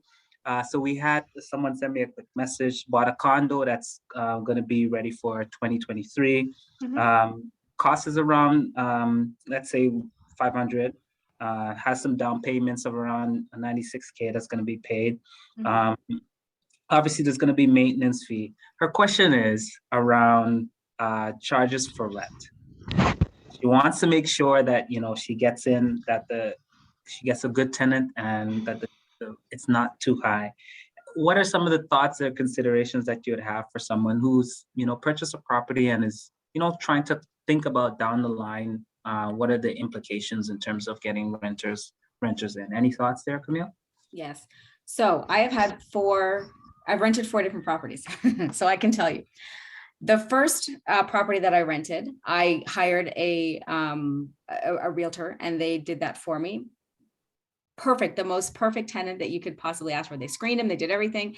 Perfect tenant. It was just him by himself. He was really there to work. He literally just came and worked and then went back. Because I think he was from Calgary, or he wasn't from Ontario. Perfect tenant. Second property, it was a rush rental. So it was one of those that I just wanted the property rented. It was something that I just really needed the property rented, and I just rushed. I didn't screen properly. The person came and I was like, yeah, they seem good enough. And they told me that they were going to give me a certain amount of rent. And I was like, they're giving me more than I was actually even asking for. I told them to bring certain documents. They gave me, what did they give me? The credit bureau. They gave me pay stubs, job letters. They brought all these things. And to be honest, my head really wasn't in the game because again, it was extenuating circumstances and I really just wanted to rent the property. And the red flags were there and I did not pay attention to the red flags. And I see Michelle nodding her head like, yes, I was young and dumb, but I didn't pay attention to the red flags, right? And the red flag was that the credit bureau was not good. And I saw the credit bureau and I was like, this doesn't look good. And I'm in the mortgage industry, but the individual gave me a really good excuse as to why, why certain things didn't pan out. So I was just in a rush to rent it. So I said, fine, the worst tenants in the world. Okay. They destroyed the property. They had children, they up and left in the middle of the night, didn't know it was at the time it was, our previous neighbors from across the street that said that they up and left in the middle of the night, almost like, remember the Flintstones, and they had like that Hatfield, yeah. The I had to go in the quarry. right. So it's they left in the middle of the night, tied up everything to the back of the truck and left. And we, at the time we had no idea that they'd even left, right? Terrible. Following 2 properties that I rented, good tenants, right? So, I made sure that each time got their credit bureau, got their, pay stubs, job letters, all of that stuff, screened them, was very weary when they said, we'll offer more and we'll give you, more than what you're even asking for. I went, to be honest, and I know to some people, this may sound very hokey and very wonky, but I went with my spirit. I went with how I felt towards them. I always have to meet the people. I always have to meet them. When I'm renting a property, I list it. And I'll be honest with you, my husband and my, grandmother are very big on manners. I'm very big on manners. So if you're messaging me and tell me, I want to see the property, and you have no manners, that is an indication as to how, if that's how you're introducing yourself to me, and you have no manners to introduce yourself properly, that is a very good indication as to how the rest and the remaining of the relationship will go. Right. I've had individuals that will come up to me. And again, I have great credit. I have, I can give you X amount of money for rent. And everything is fine, but just again, how they conduct themselves through their interaction with me, almost like an entitlement. You have to rent me this property because my credit is good and because I'm able to give you the rent. So you really have to have a comfort level with this individual, because the respect that they give you when they meet you for the first time is the respect that will continue throughout the relationship of the tenant and the landlord interaction that you will have with them. And the last 2 tenants I've had, trust me, they have been good. They've been very good tenants, always pay on time. So just make sure that when you're screening them, you're comfortable with them, you meet them in person, and you get your credit, you get the credit bureau from them, and you ask them to bring a copy of their credit bureau. All right. So I'm in the mortgage industry. I get them to sign a consent form and I pull the credit myself, but they can also bring a copy of their credit bureau, right? So they can do that, and they can also bring you their income confirmation. And that credit bureau, trust me, will tell you all you need to know. So it'll tell you their payment history, their responsibility with their payment history and their credit history. It'll tell you, you know, how many jobs that they have, where they're currently working. It'll give you a lot of information, and then you ask for the income confirmation, and away you go. And again, trust your gut is what I always say. Trust your gut. Okay. If you're not comfortable, don't do it. So I have, time is running, so we're gonna try to truncate our responses as best as possible. Someone had sent me a question with regards to an investment property out in Kingston. Anyone have any experience with Kingston market? So right now, someone on the call, someone who potentially would have mentioned that, you know, Guyana's on South America, but really and truly we're Caribbean to the bones. So anyhow, any thoughts with regards to the Kingston market? And we'll go back to Stephanie. Any quick thoughts or considerations? On Kingston market, to be honest, I don't know much about the Kingston rental market. She's asking about the rental market. I had a listing in Picton in the summer, but again, it was a buy and sell, not so much like rental income. I'm not familiar with that. I can't answer that question. Okay, no problem. Aware? Yeah. I can always look. I can do some research and get back to you if you do need some assistance in that. All I would say, I mean, I don't do any work in the Kingston market, but there's some certain things that you just look for when you're going to invest, right? So you look for a university, some kind of major education. So you're getting international students, you're looking for a big manufacturing company because people want to go there, and they may not live there all the time, but they need to go there just to make that money, and they need somewhere to lay their head. You're going to look and make sure there's the basic transportation outlets. Yeah. You know, they've got highway, like I think somebody mentioned earlier, look at where the highway's going. You guys know that Metrolinx is going all the way from Toronto all the way out to Cobourg, right? So now people can travel on Toronto Transit all the way out there. That's money. Do your research, pay attention, watch and I know you guys are going to say it's boring, but everybody is broadcasting their city council meetings. You guys should be on there watching, or at least reading the minutes, seeing what's happening with their economic plans, seeing what's happening with their strategic plans.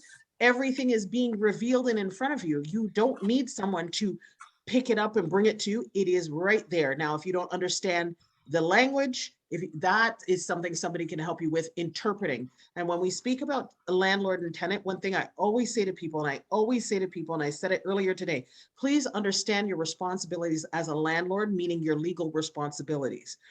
I am sorry, but 1201 and you have not paid me, notice. Done. I will actually just wait at the door. I'm sorry, it's a business, because when you're ready to take me to landlord and tenant, you're treating me like it's a business. So. Okay. So 2 quick, anyone know regarding Black-owned property management companies? We did have someone in the chat share, but any Black-owned property management companies that folks are aware of? And if not, we can, okay, go ahead. No, so Michelle, I'm it. Oh, okay. So here you have someone right here. So we'll get to the contact information in a little bit. So we have that, and then I'm going to. Do we have one? I'm going to try to do one last one from. Okay, so this one's a bit tricky. Camille, I'll give you this one. single mom living in housing, what bank should I bank with in order to help me save money for a house? Mind you, for folks who, work in housing, no housing, like our ears are kind of plugged with this one. Camille, any thoughts about a bank that one should bank with if they're in housing? You know, I've been banking at CIBC all my life, and that's just because when I was 10 years old, my grandmother marched me to the bank and made me put my savings and took me and said, put your money in the bank, start saving, start putting your money aside. Right. But I also have investments. And I also have, my savings account, checking account, different accounts. There's no particular bank, I would say. I would say to, see what your habits are. And the reason that I say that is because when I was opening even a business account, I researched all the banks, all the banks that offer business accounts. And I particularly, for my business account, I bank with BMO. The reason I bank with BMO is because BMO has various options, but one of the options that they do have is an online option. I do primarily all of my banking, bill payments, anything that comes from my business account is online. And they offer that, they have a 0 monthly fee for that. Right. So when I bank with BMO, I have my business account with BMO, and this is a business account I'm saying, and that's $0 a month that it charges me for fees for unlimited transaction, because I do all my transactions online. The reason I mention that is because that is how I do my transactions. So it really depends on what your day-to-day banking is like. Do you write a lot of checks? Do you need to go into the bank often? Do you use their facilities often? So it really depends on what your habits are, what your banking habits are.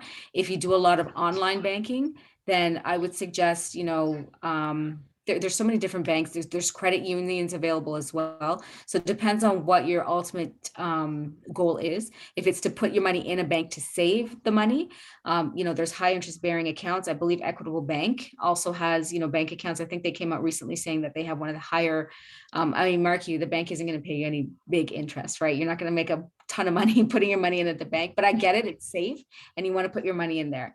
What I would caution against is if you are dealing with Scotiabank, and you put your money with Scotiabank. Scotiabank has this down payment savings account, which is the most convoluted account that I have ever seen. Keep in mind that when you are saving money for a down payment and you're ready to purchase your property and you want to provide proof, or you have to provide proof of down payment, you have to provide 90 days bank statements. So if the money has been moving from this account to this account to this account, which is what Scotiabank does. So there's like 3 different accounts. If your money's been moving from different accounts, you have to provide 90 days bank statements for each account. So it's better to just have your money in one particular, especially if you know you're going to be purchasing within the next 90 days, shift all your money to that one account so that you have a 90-day history. Because if it's been shifting between different accounts, you're going to have to provide a 90-day history for each account. So it's really just find the best account that suits you, or the best bank that suits your needs for whatever your purpose is. So I hope that helps. I know it's not really that definitive an answer, but there's no real right or wrong bank. It's really whatever your needs are. Okay, that question, there's some nuance to that question in terms of when someone is in housing and reporting, their reserves and so on. So there's some nuance to that question. Someone in the chat told me maybe a credit union, alternative safe, or something to that effect. So we're going to switch things just a tad little bit. We're coming close towards the end. I'm going to have these 3 kind of final closing questions being asked of the panelists, and then I'm going to ask them also after that to kind of share projects. Michelle has a few. I know Stephanie is doing some stuff, and I know Camille has, these are 3 exceptional professionals that have stuff on the go all the time. So I'm looking forward to hearing a little bit about what they have in the near future. So Camille, I'm going to start with you in terms of this kind of wrap up portion. So the question that I have for you is, reflecting on your professional and personal journey to date, what advice would you give to the young woman, man, or person trying to find their way?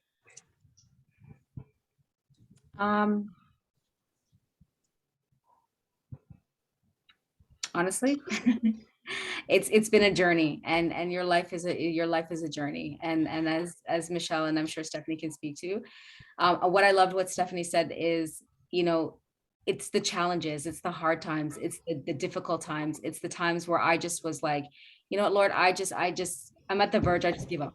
Right. And it's at those times that you find your resilience. It's at those times that you find your strength. It's at those times that you find your purpose.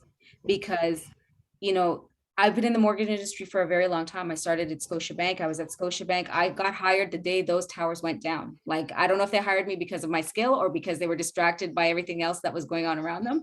But I was hired and I was there for a good 3 years. So I've been in the industry for a very long time. I've been with A banks, I've been with B banks, I've been with, you know, brokerages, and you know, each transition was a blessing. So you know, there's a time and a season for everything.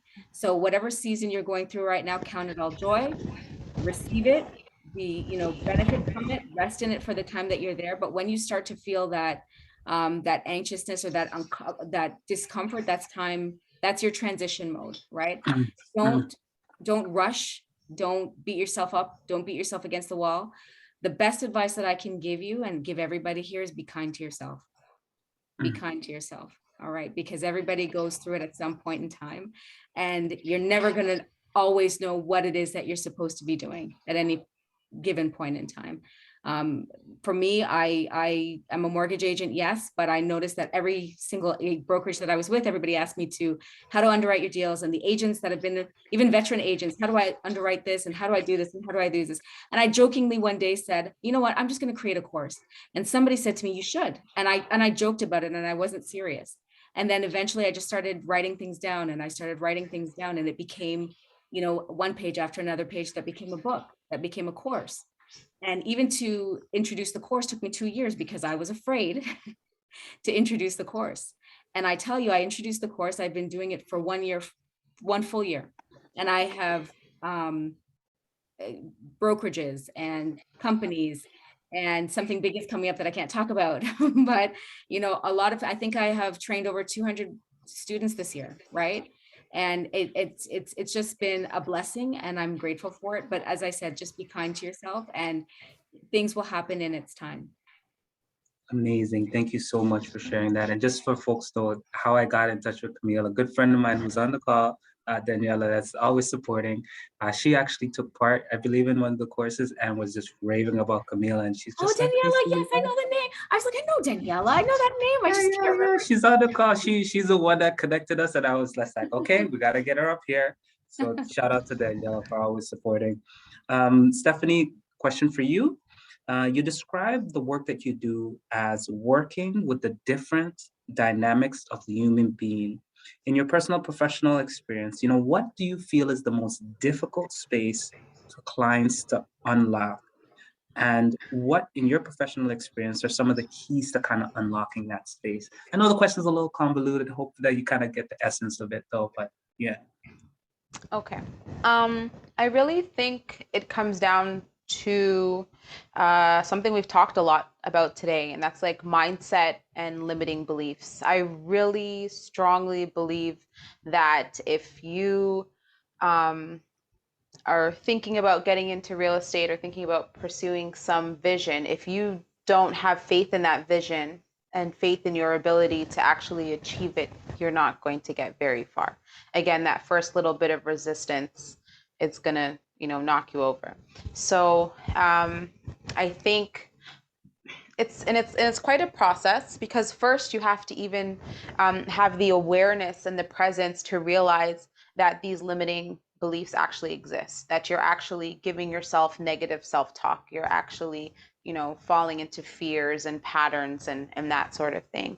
I think the part of the strategy too is also to, once you've identified those limiting beliefs, is to start challenging where they're coming from, right? So why do I have this perception? Is it something that I learned? Is it something I saw on TV? Is it something that I read? And then looking at how, you know, what shifts can you make from there? You know, I might be afraid of taking this on. I might be afraid of, you know, even, I know some people are really hesitant in the beginning to even talk to a mortgage broker and discuss their finances. They're so afraid to do that. But I think a big part of that is really, like I said, just kind of shifting and addressing the fear and saying the fear exists, but I'm still going to push past the fear. I do have an ultimate goal that I'm working towards. How can I align myself, a little bit better? And we talked about, instead of saying, oh, I'm never going to be able to do this, or I can't do that, or it's too hard. It's kind of changing the mindset to how can I achieve this? I don't have the down payment right now, but how can I do it? I lost my job due to some situation. What, instead of just, thinking that's it, what other options do I have? Who can I talk to? That's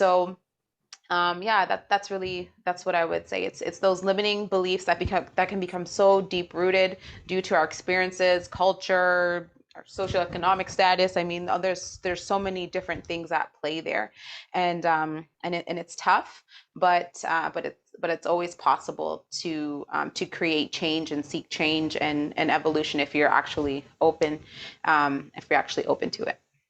Okay, amazing. Thank you so much for sharing. Michelle, the last question for you. Aging gracefully and with dignity is something that I'm thinking about more these days as one of my parents is heading towards retirement next year. I also see, in some cases, what can happen when tragedy meets the ill-prepared. What would be your parting words for a person of any age as they transition out of or into the headwinds of life?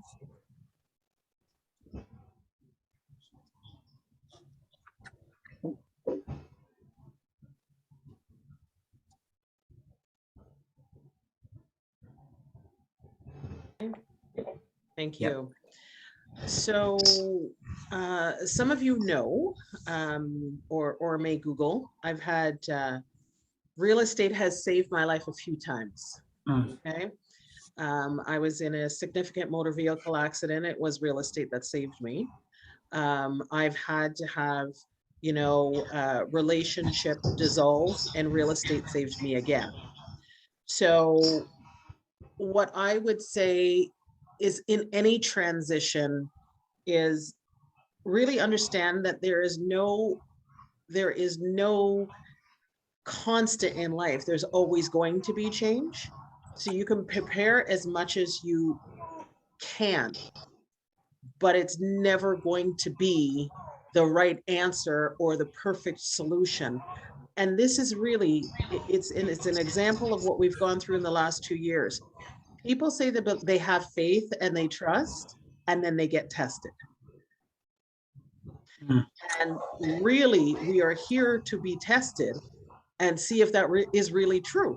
We've had 2 years of testing. And you have to really come back, put your back against the wall, and realize that you are only a human being. And just to, I think it was Camille who said, be gentle with yourself, forgive yourself. So as you're aging, no, we're not going to make it perfect, because sometimes we spent too much, we partied too hard, we didn't invest in the right thing, or we thought we invested in the right thing because somebody said this is the next hot thing. We either came in too late or too early or whatever, and things just don't work your way. Don't see it as poorly prepared when you know you tried your best. Don't think that the universe or God has something against you. See it as an opportunity. I think it was Stephanie said, it's an opportunity for you to grow. It's an opportunity for you to grow. Buckle down, get straight with yourself, push all the people away. We had come to Jesus moments for 2 years. You have a moment now to come to yourself and say, who am I really as a person? Is this thing going to kill me? Or am I going to come out stronger, harder, faster? And the biggest thing I think we learned, we can do it alone. That is not the preferred, but I can rely on me. I can do it alone. I don't need an entourage. The last 2 years said to me, you can't hang out with your friends, you can't go out, you can't do anything. It's just you. Look at the mirror, there's your best friend. YouTube had to be my best friend. But I'm okay with that because I know who I am inside of myself. So the older I get, the younger I get, whether I move, I don't believe in the R word. First of all, retirement is not for me. It's for people who hate what they're doing. I love what I do. I love the people I connect with. I love the impact I make in people's lives. I am not concerned with retirement. That is for people who really cannot stand what they do. So as you gracefully move into the change of your next iteration of life, like I am, tiny homes, I don't know anything about that, but I'm going to learn the heck out of it. I like the next challenge. I can't just be stagnant. And I'll tell you, the challenge you give yourself, I had a gentleman come in this house, an agent, to show the property. And he said to me, I don't look my age for having kids in their 20s. And I said, well, how old are you? He said, 60. I said, brother, what are you taking? He says, I walk every morning. I exercise every morning. It doesn't matter, -40, he's outside. So challenge yourself. That keeps you young. So that's all I can say to that. I hope that was helpful for whomever needed to hear that. Yes, can I just say one thing? My aunt, my great aunt, is 85 years old. And she does not look at, honestly, and I'm not lying. Yes, she dyes her hair, it doesn't matter, but she doesn't look a day over maybe 60. She looks good and she's still working and she does what she loves. So just to, you know, what you said, Michelle, like she is strong, good, like she's good. Good. Oh, amazing. Okay, folks. So we have come. It's 9:01 on the dot. We did have one last thing, so I ask that you indulge us for a few seconds. I'm gonna go through the list, and if you can share with us, and what I will do is ensure that folks get your information. But I would love to know, what's the next, thing on your plate. I know Camille has something really, big up her sleeve that she can't reveal to us. But Stephanie, you're on the screen right now. Let us know, where can we find you? What are you up to? If there's anything big that's coming up for you, let us know. Where to find you. Sure. Well, StephanieLoweRealtor.com, that's my website. You'll see just listings and be able to check out what's going on in the market and whatnot there. I'm on Facebook as Steph Lowe, and on my Facebook and my Instagram page, which is Stephanie_Lowe_Realtor, you'll hear me talk a lot about mindset. I talk, again, it's health, wealth, and real estate. So I talk about the real estate and different investment opportunities, but I really talk a lot about just feeling well on the inside and how important feeling strong and healthy and having a strong mind helps to really propel us towards success in the endeavors that we take, such as real estate. So I'll talk a lot about that. Upcoming, I'm always doing something. The project in Calgary is super exciting. I'm really excited about that. So, if there's people interested in pre-construction, you can contact me. I'll be able to help you out with that. Always have retreats and other self-development projects and stuff coming up. And I'm working on another book. I released a book earlier this year, and I have another one and you know what? I was working on it, and it was largely inspired by the conversations that we were having in preparation for this. It was an idea that I had, and I wasn't sure if I was going to move forward with it. And we talked about women and people through transition, and so I decided, okay, fine, do that. So that's coming. When the universe talks, you got to start marching. Okay. Awesome.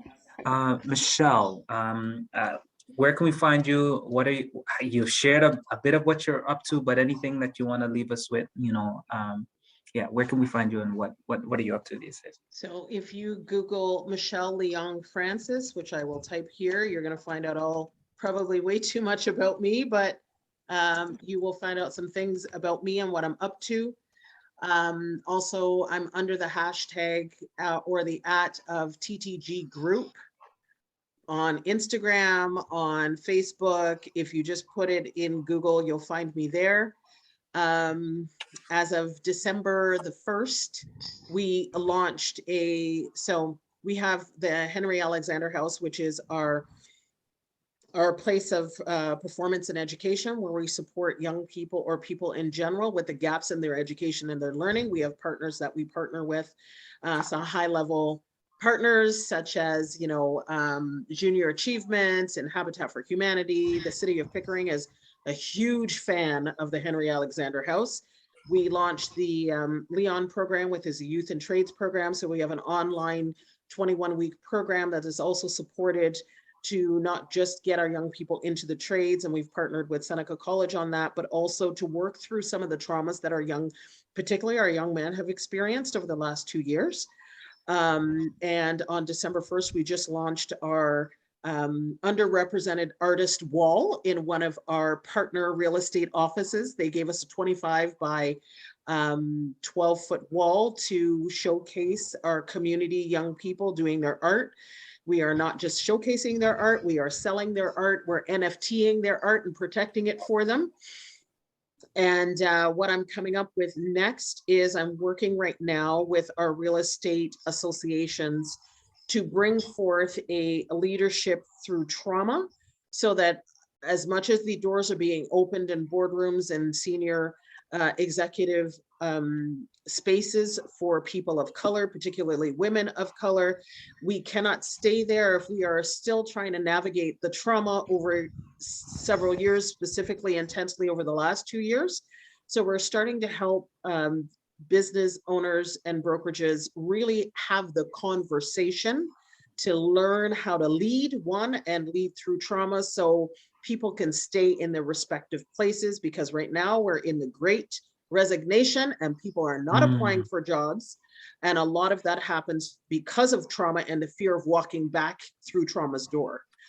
So we've got a lot of things going on right now, and you can just reach out to me. I am here and everywhere, as they say. Okay, awesome. Thank you so much for that. You're welcome. And Camille, last but not least, Yeah. what's happening? You know, where can we find you? So you can find me on Instagram, Mortgages with Camille. You can also find me on Facebook, Camille Robotham. I am active as a mortgage agent. I just actually completed my mortgage broker's license, so I will be upgrading my title to mortgage broker very soon. So yes, so that's been busy doing that. So that's done. For anybody here that is a mortgage agent that is interested in taking the course, the workshop, the next workshop is January the 19th, and you can register at magucourse.ca, so www.magucourse.ca. I will also be, as of January, I have a bunch of realtors that I have collaborated with that are not necessarily just here, different niches that, they cover, but also those that cover relocation specialists as well. So I've got some that are in, Dominican, Costa Rica. So those that are interested in purchasing properties abroad, relocating, some that are interested in just investing abroad, renting, all that kind of fun stuff. So I'll be doing that in the new year. And if you want to reach out to me, my contact information is there. So it's on my Facebook page or the Magu page, or however you want to reach out to me. Hey, there you have it. I just want to say a heartfelt thank you to our 3 panelists for giving us some of your time this evening to unpack some of these very kind of nuanced questions. Thank you for everyone that stayed on right to the finish with us. We are going to be sending out the recording, and I'm going to try my best to break, take it out, chop it up, rip it, the voice, so that folks can have this. And I'm hoping as 1,000 people just get an opportunity to hear the voices and hear what you all have shared here this evening. So a heartfelt thank you to our panelists, to friends and family, my cousin Flo for staying on camera for us. I really appreciate you. My brother Jerome, I think he dropped off. Even my older brother, I got to give my brother a shout out there. Mr. Johnson, staying on and listening with his group of kids at home with him there. So really appreciate you all. I will be sending this information out to everyone. Feel free to get in contact with these individuals. Feel free to contact me in order to get in contact with these individuals.